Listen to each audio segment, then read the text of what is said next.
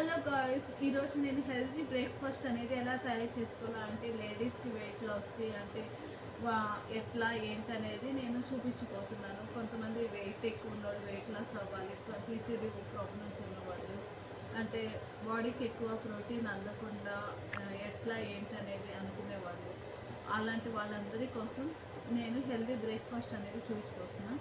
First 1 cup rice as యూజువల్గా అన్నిట్లో 1 cup rice తీసుకోవాలండి.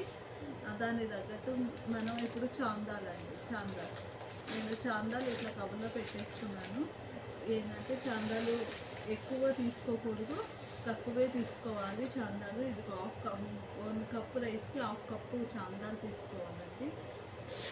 అలా పోసుకున్న తర్వాత బ్లాక్ ఐ పీస్ చూపిస్తాను. బ్లాక్ ఐ పీస్ అండి. ఈ బ్లాక్ ఐ పీస్ 1 కప్ తీసుకోవచ్చు. నేను 1 కప్ వేస్తున్నాను దీంట్లో.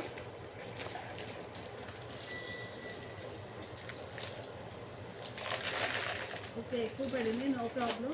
అయినా సరే బ్లాక్ ఐ పీస్ పక్కన పెట్టుకున్నాం. బ్లాక్ ఐ పీస్ అనమాట. ఇది చాలా మంచిది హెల్త్కి. దీన్ని మనం అంటే గుగ్గులిలాగా వండుకొని అయినా తినవచ్చు, ఎలాగైనా ఇంకా దీంట్లో బ్రేక్ఫాస్ట్లో వేసుకోవచ్చు. ఇంకా దీన్ని వేరే స్వీట్ ఇవ్వాలన్నది దీనివల్ల. ఇది నెక్స్ట్ వీడియోలో చూపిస్తే ఇప్పుడు మనం దోశకి అనేది మనం ప్రిపేర్ చేసుకుంటున్నామని. దోశ కోసం ఇంకా టిఫిన్ తినరు, సరిగ్గా రైస్ తినరు, అన్నిట్లో అన్నీ వెళ్ళవు కదా, అన్నం తినని వాళ్ళు ఉంటారు. అన్నిట్లో అన్నీ వెళ్ళవు కదా, అన్నీ ఒకే దాంట్లోకి వెళ్ళాలి అంటే ఇలాంటివన్నీ మనం కంబైన్డ్గా యూజ్ చేయాలి. సో అందుకని నేను మూంగాలు కూడా 1 కప్పు యాడ్ చేసేస్తున్నాను. సో మూంగాలు అనేది 1 కప్ యాడ్ చేసేసాను. నెక్స్ట్ మిల్లెట్స్ అనమాట. మిల్లెట్స్ కాదు, కినోవా అంటే మన దాంట్లో ఏంటంటే జొన్నలు అనమాట. ఈ జొన్నలు యాడ్ చేసుకుంటే చాలా మంచిదండి. ఈ జొన్నలు కూడా మనకి ఇక్కడ ఎలా ఉంటాయి అంటే సన్నగా ఇదిగోండి, ఇలా అన్ని మిల్లెట్ కినోవా, మినపప్పు అండ్ బ్లాక్ ఐ పీస్, చాందాల్, రైస్ ఇలా అన్నీ కలిపి పెట్టేసుకున్నాం కదా. ఇలా మిక్స్ చేసుకొని వడపోసుకోవాలి, కడుక్కొని నీళ్ళు పోసుకొని ఇలా నానబెట్టిన వాటిని కనీసం 4-5 అవర్స్ అయినా ఉంచుకోవాలి. నానబెట్టుకొని తర్వాత గ్రైండ్ చేసుకొని దోశలు పోసుకోవచ్చు. పొద్దున్న నానబెట్టాను కదా హెల్దీ దోశ బ్రేక్ఫాస్ట్ కని.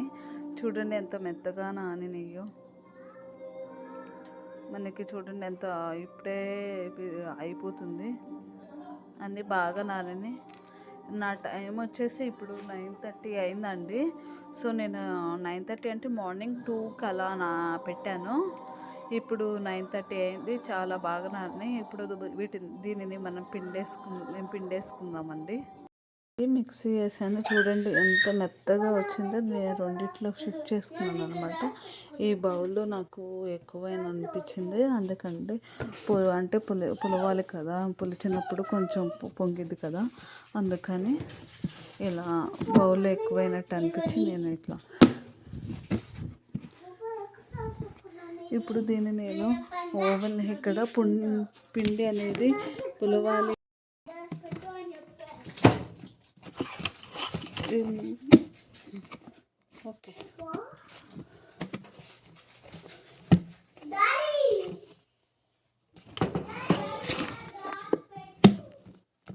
ఓకే, ఈ పిండి అనేది పులవాలంటే మనం ఇక్కడ అమెరికాలో ఓవెన్లో పెట్టుకోవాలంటే